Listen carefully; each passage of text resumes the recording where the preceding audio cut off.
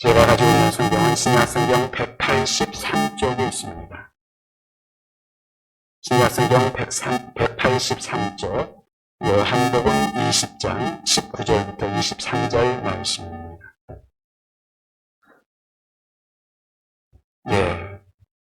제가 공독하도록 하겠습니다. 요한복음 20장 19절로 23절입니다. 제가 공독하겠습니다. 이날 곧 안식 후 첫날 저녁 때에 제자들이 유대인들을 두려워하여 모인 곳에 문들을 닫았더니 예수께서 오사 가운데 서서 이르시되 너희에게 평강이 있을지어다. 이 말씀을 하시고 손과 옆구리를 보이시니 제자들이 주를 보고 기뻐하더라. 예수께서 또 이르시되 너희에게 평강이 있을지어다. 아버지께서 나를 보내신 것 같이 나도 너희를 보내노라. 이 말씀을 하시고 그들을 향하여 숨을 내쉬며 이르시되 성령을 받으라. 너희가 누구의 죄든지 사하면 사하여질 것이요 누구의 죄든지 그대로 두면 그대로 있으리라 하시니라. 아멘. 오늘은 부활주일입니다. 오늘 본문은 요한복음 20장 19절로 23절 말씀을 중심으로 해서 부활절에 주신 말씀이라는 제목으로 함께 말씀을 나누고자 합니다. 2000년 전 오늘 우리 예수님께서 죽음을 이기고 부활하신 날이죠. 부활의 주님께서 부활하신 이후에 지금 하나님 나라에 가셔서 하나님 우편에 계십니다. 그런데 그 주님께서 오늘 이 시간에 우리 가운데 찾아오셔서 우리와 함께 하시는 그런 은혜가 있기를 소망합니다. 주님이 내게 찾아오시거든 여러분들 주님을 환영하며 부활의 주님을 여러분의 심령에 모실 수 있기를 바랍니다. 부활의 주님께서는 어떤 사람에게 찾아오실까요? 부활하신 주님이 어떤 사람에게 찾아오실까? 예수님을 믿고 예수님을 사랑하는 사람. 그러면서 예수님의 은혜를 사모하는 사람. 그 사람도 아닐까요? 예수를 믿으면서도 예수님을 사랑하면서도 여전히 자기 한계를 가지고 있으면서 자기 한계 때문에 안타까워하며 주님의 은혜를 사모하는 사람. 마음이 가난한 사람, 사모하는 마음을 간직하며 주님의 은혜를 간구하는 사람. 그 사람을 우리 주님께서 찾아오시지 않겠습니까? 그런 사람들 중에는 세상을 살아가면서 너무 힘들고 어려워서 지쳐있는 사람도 있을 거고요. 극복할 수 없는 어떤 힘든 일들로 인하여 두려움을 가지고 있는 사람들도 있을 거고요.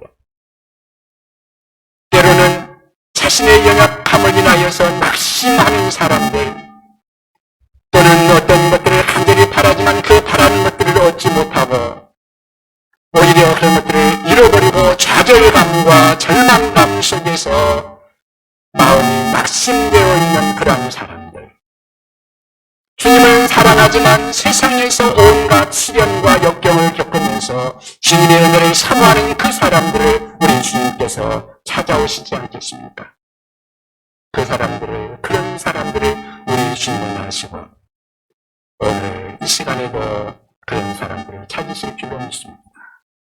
주님의 위로와 주님의 능력이 절대적으로 필요한 사람, 그것을 간구하는 사람, 그 사람에게 주님은 찾아오십니다.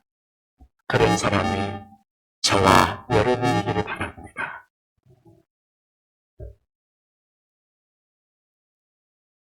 오늘 성경 본문을 보면 그 당시의 제자들은 예수님이 죽임 당하신 것을 보고 유대인들을 두려워하고 한 곳에 모여서 그냥 어떻게 할 것인가를 서로 이야기하며 두려워하고 있었습니다. 그 상황을 다시 생각을 해보면 이렇습니다. 예수님께서 유대인들을 미워해서, 유대인들이 예수님을 미워해서 예수님이 결국은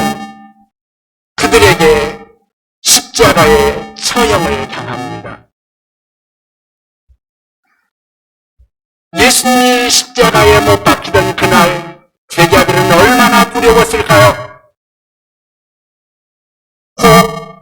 예수님을 그렇게 정죄하는 그들이 예수님을 따르던 그 제자들인 자기들에게까지 해코지하지 않을까? 그 죄가 예수님의 죄가 우리들에게까지 미치지 않을까? 그렇게 두려워하고 있지 않았겠습니까? 그런데요, 며칠 후에, 3일 후에 예수님이 살아나셨다는 거예요. 그런데 예수님을 만나보지는 못했습니다. 그런데 만났다고 하는 사람들이 나타나서 예수님을 만났다는 거예요. 살아나셨다는 거예요.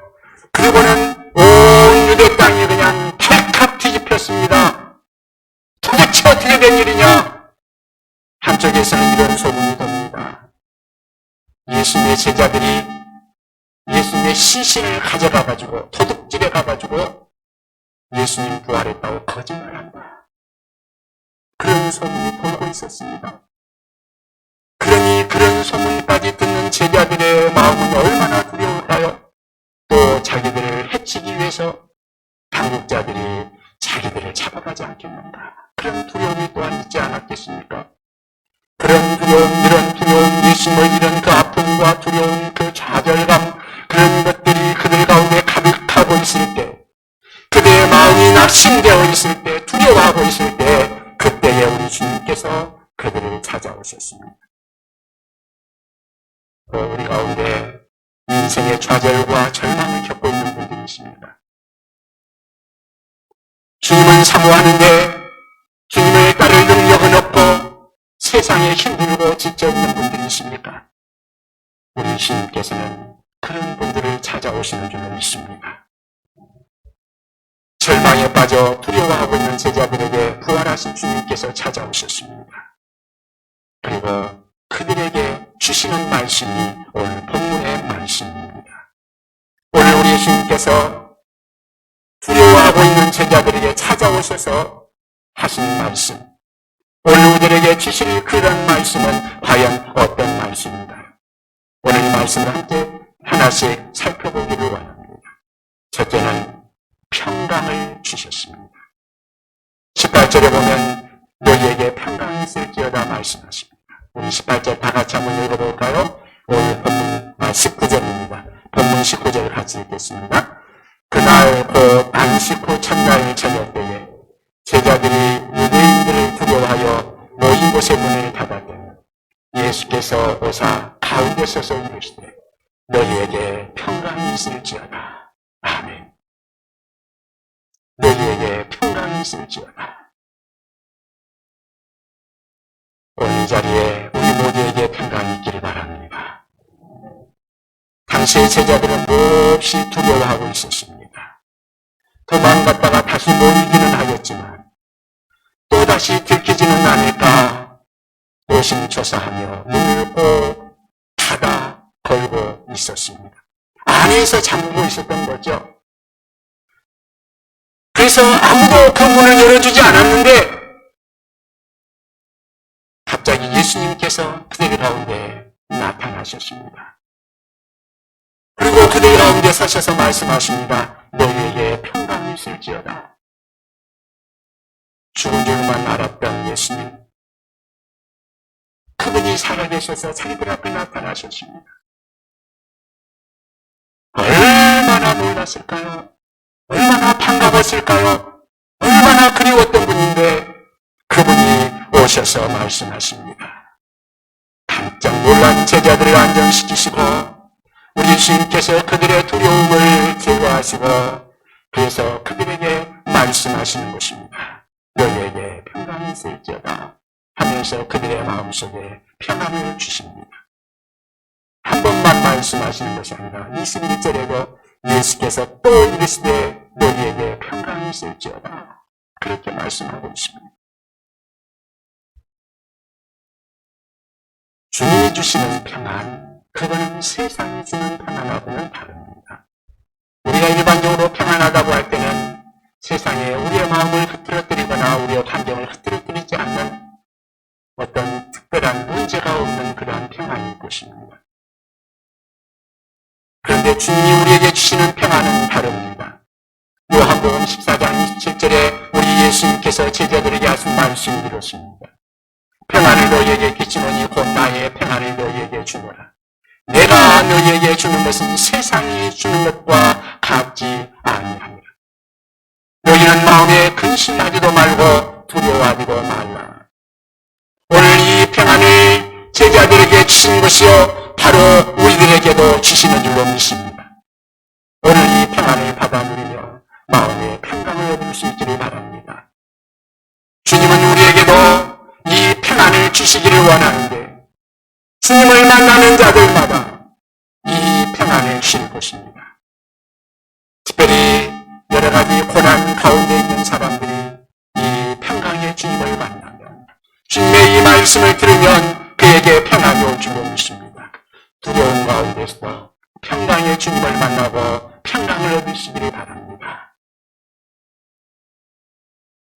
두 번째 우리 주님이 주신 말씀, 그것은 제자들에게 사명을 위임하시는 말씀이었습니다. 우리 21절을 다 같이 한번 읽어보면 좋겠습니다. 21절 같이 읽겠습니다. 예수께서 또 이르시되 너희에게 평강이 있을지어다. 아버지께서 나를 보내신 것 같이 나도 너희를 보내노라. 아멘. 아버지께서 나를 보내신 것 같이 나도 너희를 보내노라. 예수님께서 제자들에게 자신의 할 일들을 위임하여 주십니다. 나도 너희를 보낸다. 그런데 한번 생각을 해보십시다. 제자들은 예수님께서 십자가에 못 박혀 죽임 당하실 때에 다 흩어져서 도망갔던 사람들입니다.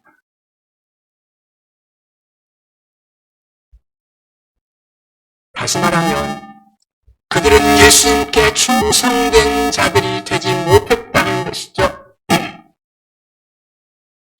그런데 예수님은 친히 그들을 찾아오셨습니다.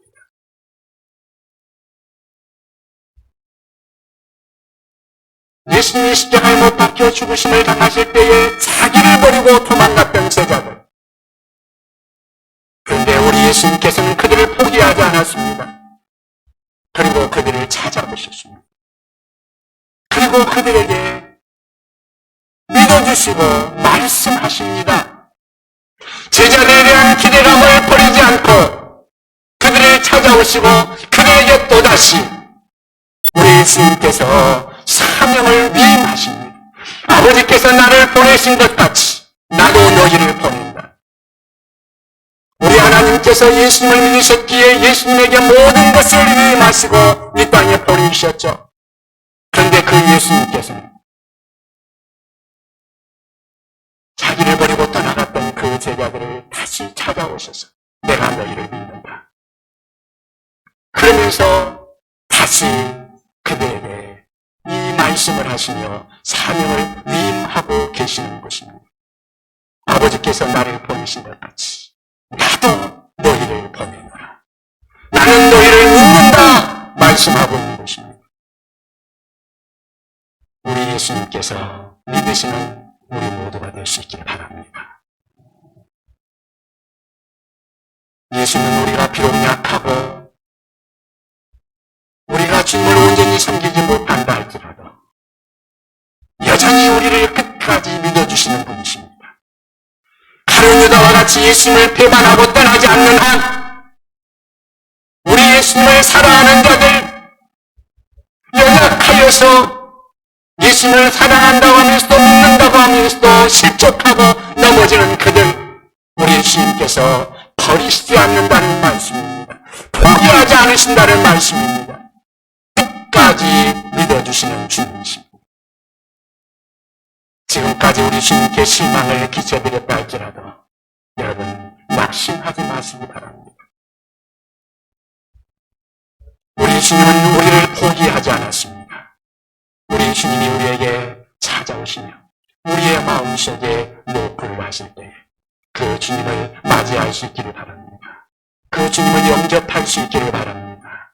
우리 주님께서 우리에게 무슨 일을 맡기든지 주님께서 맡기신 일 나도 주님 말 말씀대로 하겠습니다. 주님 앞에 고백할 수 있기를 바랍니다.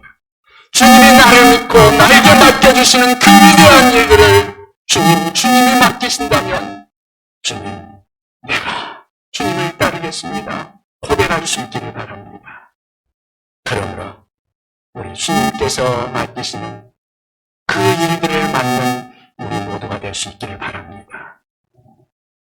세 번째로 우리 주님이 제자들에게 찾아오셔서 주신 말씀, 그 말씀은 무엇인가? 성령을 받으라. 성령을 주셨습니다. 우리가 같이 22절 말씀을 읽어보겠습니다. 같이 읽겠습니다. 22절입니다. 같이 읽습니다. 이 말씀을 하시고 그들을 향하사 숨을 내쉬며 이르시되 성령을 받으라. 아멘. 성령을 받으라. 제자들은 여전히 예수님을 사랑하고 있었습니다. 그러나 죽음의 위협이 왔을 때 그 상황에서 그 죽음의 위협을 견딜 수 있는 그러한 믿음, 그러한 능력은 없었습니다. 예수님을 사랑하면서도 예수님의 사랑을 실천할 만한 능력은 자기 안에 없었습니다. 그들이 주님을 섬기기 위해서는 반드시 주님을 섬길 만한 마음의 능력이 있어야 할 텐데, 그들 안에 물밀듯 밀려오는 그러한 두려움을 극복할 만한 그러한 능력이 있어야 할 텐데, 그 두려움을 이길 수 있는 능력이 없었습니다.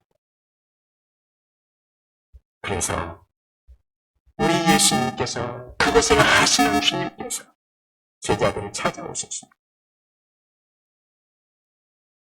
제자들이 우리 주님을 사랑하면서도 주님을 떠날 수밖에 없었던 그 약함을 우리 주님이 아셨기에 유약하고 두려워 떠는 제자들, 이 약한 그들에게 세상의 권세가 아닌 하나님의 능력을 주기 위해서 우리 주님이 찾아오셨습니다. 그리고 그들에게 말씀하십니다. 성령을 받으라. 성령의 능력을 받으라고 말씀하시고 그들에게 성령을 주셨습니다. 성령이 그들에게 임하자 제자들의 심령이 근본적으로 변화가 일어났습니다. 마음이 바뀌었습니다. 자기의 능력이 아닌 성령의 능력으로 살아갈 수 있는 그 힘을 성령을 통해서 얻게 된 것이죠. 그래서 그 결과 그들이 성령의 능력을 받아서 하나님의 말씀을 전할 수 있는 그러한 힘을 얻게 된 것이죠. 그들이 사도로서의 사명을 감당할 수 있는 능력을 성령을 받은 이후에 입을 수 있었고 그것을 감당할 수 있었던 것입니다. 우리 주님께서는 오늘 우리에게도 이 성령을 주시는 줄로 믿습니다. 우리 주님께서 말씀하실 때에 우리가 그 주님의 말씀을 마음속에 그대로 받아들일 수 있기를 바랍니다. 우리도 성령을 받아서 우리 주님을 향한 그 뜨거운 사랑이 있거든 그 사랑을 실천하는 능력을 얻을 수 있기를 바랍니다. 세상을 이길 수 있는 능력, 환경과 두려움을 극복할 수 있는 능력, 주님의 말씀을 실천할 수 있는 능력을 얻으시기를 바랍니다. 주님께서 우리에게 위임하신 그 일들을 감당할 수 있는 그 능력을 받는 우리 모두가 될 수 있기를 바랍니다. 성령의 그 큰 은혜가 우리에게 임할 때 성령께서 우리에게 이루시는 일들이죠. 그 성령이 우리 안에 충만하기를 바랍니다. 네 번째 마지막으로 죄 사하는 권세를 주셨습니다. 우리 23절을 같이 한번 읽어보겠습니다. 23절을 같이 읽겠습니다. 너희가 누구의 죄든지 사하면 사하여질 것이요 누구의 죄든지 그대로 두면 그대로 있으리라 하십니다. 아멘. 너희가 누구의 죄든지 사하면 사하여질 것이요. 여러분, 죄 사함의 권세 누구에게 있습니까? 오직 하나님께만 있습니다. 사람에게는 없는 되겠죠. 그런데요, 예수님께서 하나님께서 죄를 사하신다는 그 말씀, 죄사함에 대한 말씀을 선포할 권세를 우리에게 주셨다는 것입니다. 우리가 아무리 예수 믿으면 죄가 사함받는다고 말한다 할지라도 하나님께서 그 일을 이루지 않는다면 아무 소용없는 거 아니겠어요? 우리가 우리 주님이신 그 말씀의 권세를 가지고 예수 그리스도를 믿으면 죄사함을 받습니다 하고 선포할 때에 그 말씀을 받는 사람들은 죄사함을 받을 것입니다. 그 권세를 우리에게 주셨다는 것입니다.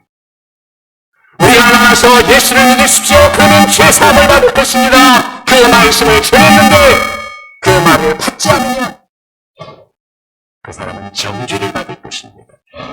그 권세를 우리에게 주셨다는 말씀입니다. 그것이 나의 권세, 나의 능력이 아니라 하나님께서 우리에게 주신 권세요 능력인 줄로 믿습니다.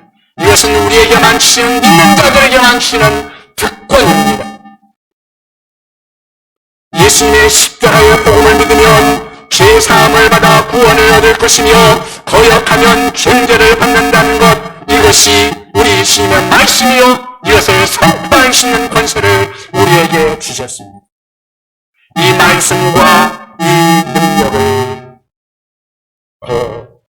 우리 주님의 제자들에게 주셨고 예수님을 믿는 제자들인 우리들에게까지 이 권세를 주신 줄로 믿습니다.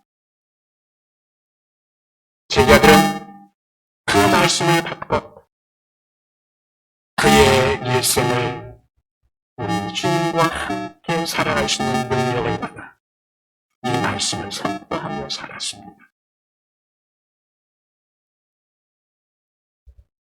우리 주님께서 주시는 권세, 그것이 바로 오늘 우리에게도 임한 줄 믿습니다.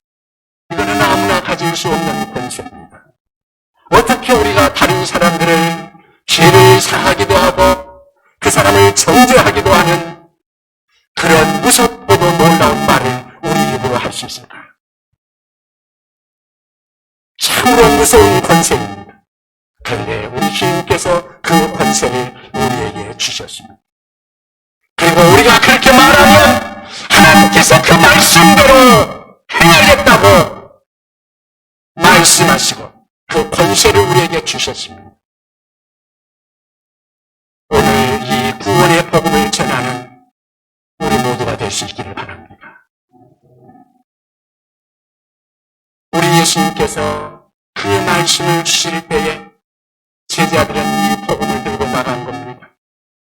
예수님께서 마가복음 16장 15절에 그렇게 말씀하셨죠. 또 이르시되 너희는 온 천하에 다니며 만민에게 복음을 전파하라.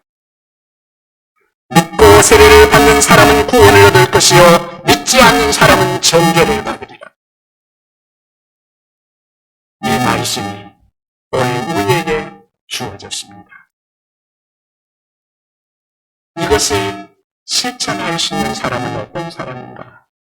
부활의 주님을 마음에 모신 사람만 가능합니다. 예수 그리스도께서 십자가에 죽으셨으나 죄와 죽음을 이기고 생명으로 부활하셨다는 사실을 믿는 사람, 그리고 그 마음에 예수 그리스도를 믿으며 부활하신 주님을 마음에 영접한 사람, 그 사람만이 이 권세를 가진 사람이요 그 사람만이 이 복음을 전할 수 있는 능력이 있는 것입니다. 여러분, 예수 그리스도를 믿음으로 말미암아 세상의 모든 두려움과 내 자신의 연약함을 능히 극복할 수 있는 주님의 평강과 능력을 얻으시기를 바랍니다. 주님께서 우리에게 주시는 성령의 능력으로 우리의 심령이 변화되기를 바랍니다. 우리 주님께서 주신 그 죄사함의 권세, 그것을 선포할 수 있는 우리가 될 수 있기를 바랍니다. 우리 주님께서 이 일을 우리에게 맡겨주셨으니 이 일을 맡은 자들마다, 이 사명을 맡은 자들마다 우리 주님께서 맡기신 이 사명을 감당하며 세상에 그리스도의 부활과 구원의 역사들을 선포할 수 있는 하나님의 사람들이 다 되시기를 주 예수님의 이름으로 축원합니다. 기도하겠습니다.